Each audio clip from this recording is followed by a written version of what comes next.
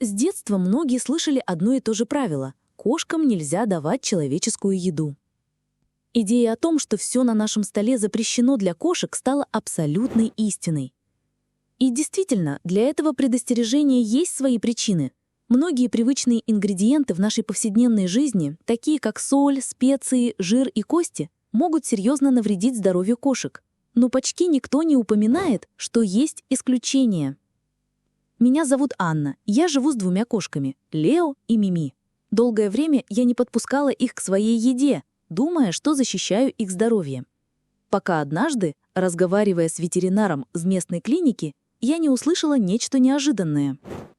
Она сказала мне, что некоторые продукты, которые мы употребляем ежедневно, не только безопасны, но и могут быть чрезвычайно полезны для кошек, если их правильно приготовить.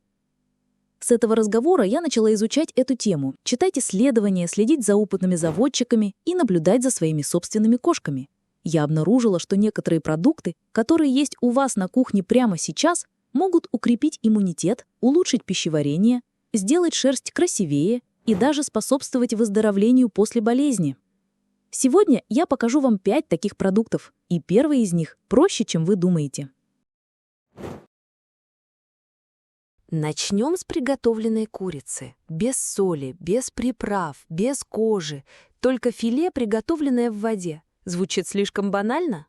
Для организма кошки это богатый источник чистого животного белка.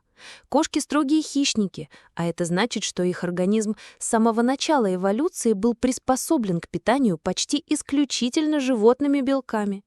И правильно приготовленная курица практически идеально подходит для этого. Важно помнить, что есть нельзя.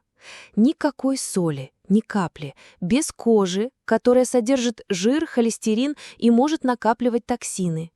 Кости, даже мелкие, чрезвычайно опасны. Они могут вызвать удушье или внутренние повреждения. Также следует избегать использования растительного масла, сливочного масла или любых соусов. Правильно готовить курицу только в воде и нарезать ее небольшими кусочками. Одного или двух небольших кусочков, предлагаемых время от времени, будет более чем достаточно.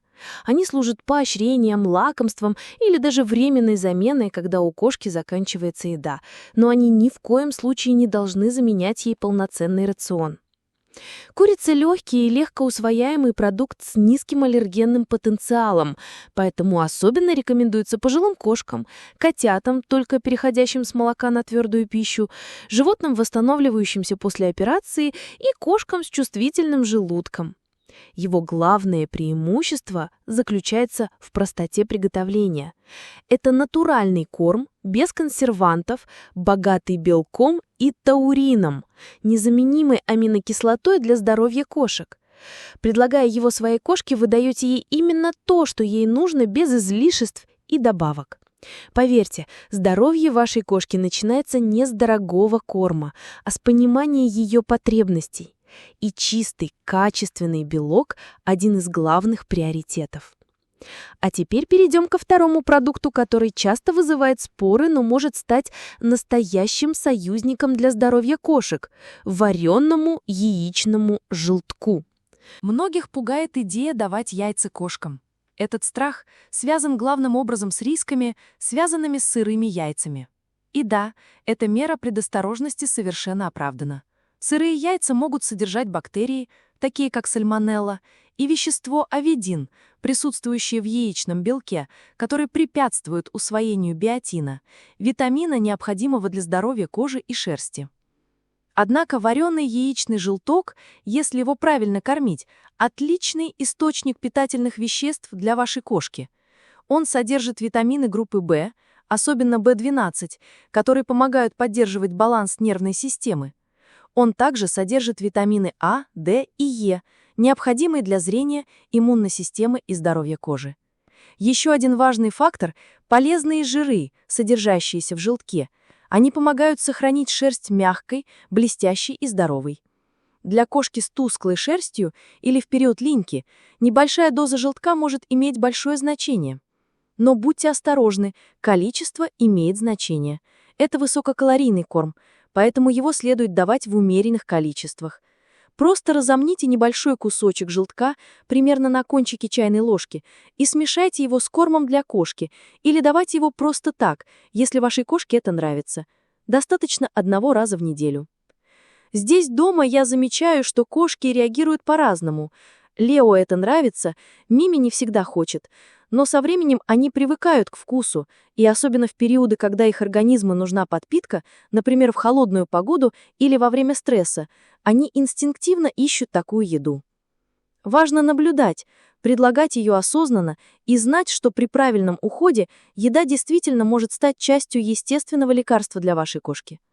И это только начало.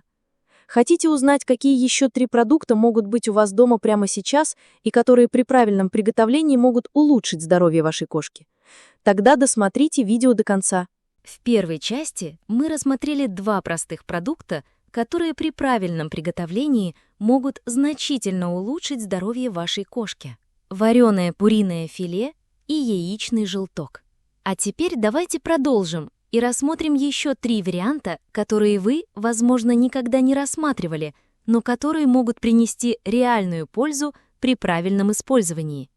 Следующий продукт в списке – это то, что есть почти у каждого дома, но мы редко ассоциируем его с кошачьим кормом – вареная тыква. Тыква, предлагаемая без приправ, соли и сахара, отличный помощник для пищеварения кошек.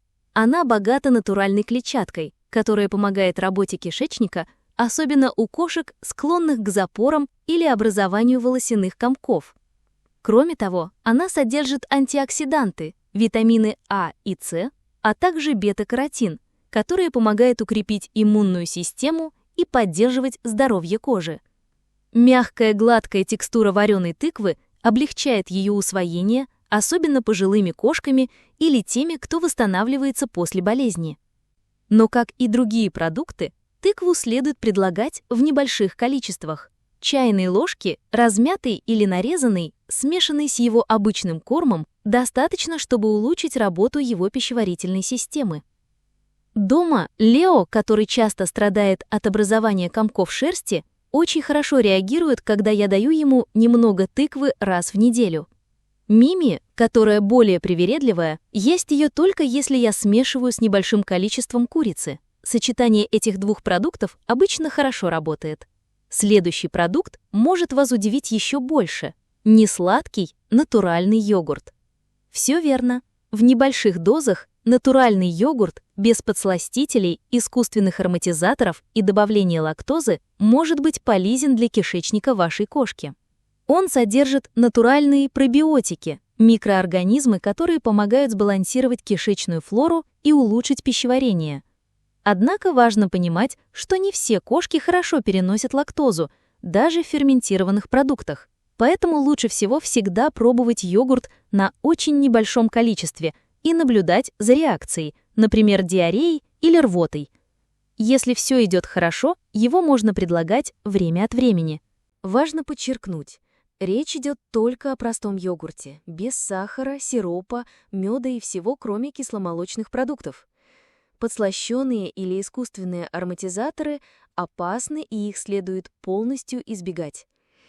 Чайная ложка 1 или 2 раза в месяц может помочь поддерживать баланс кишечника, особенно у кошек, которые уже принимали антибиотики или имеют более чувствительную пищеварительную систему.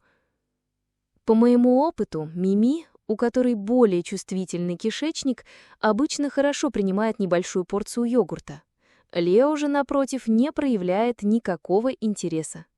И это нормально, главное уважать границы каждой кошки и помнить, что цель не в том, чтобы навязывать, а в том, чтобы предлагать ее разумно. Наконец, давайте поговорим о последнем продукте в этом списке – приготовленной рыбе. Рыба, как известно, один из любимых вкусов кошек, но это также еда, вызывающая много вопросов. Итак, можно ли ее есть или нет? Ответ – все зависит от способа приготовления. Если это белая рыба, например, тилапия или хек, приготовленная в воде без соли, масла, кожи и, что самое главное, без костей, она может стать ценным источником постного белка и полезных жирных кислот, таких как омега-3. Омега-3 полезны для здоровья кожи, шерсти и суставов, а также обладают противовоспалительными свойствами. Кошкам с проблемами суставов, тусклой шерстью или кожной аллергией небольшая порция приготовленной рыбы время от времени может быть очень полезной. Но будьте осторожны. Рыбу нельзя давать сырой или часто.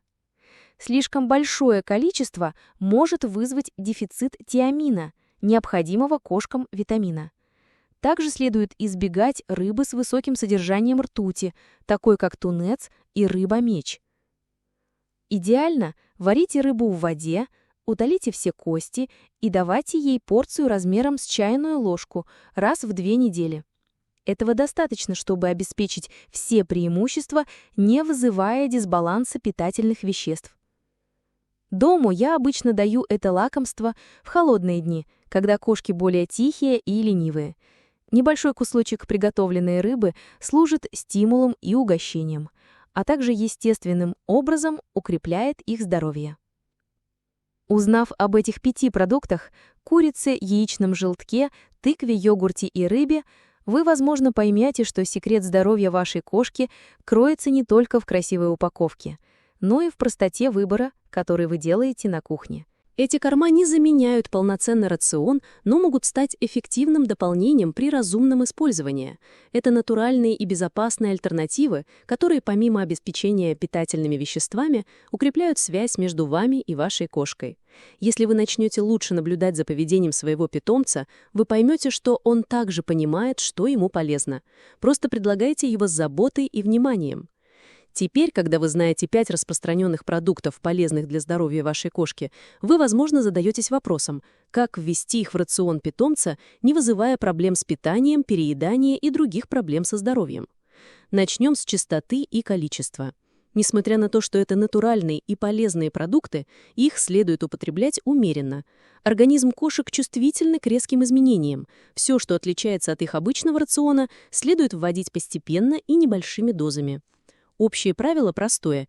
Если корм вводится в качестве лакомства или добавки к питанию, в идеале предлагается его не чаще 1-2 раз в неделю и всегда небольшими порциями. Речь идет не более чем о чайной ложке. Это относится к курице, яичному желтку, тыкве, рыбе и йогурту.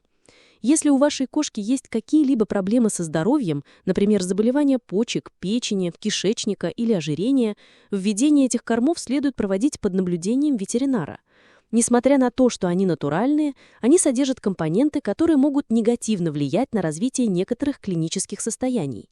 Еще один важный момент – уважайте вкусовые предпочтения вашей кошки и ее особенности. Не каждое животное сразу принимает новый вкус.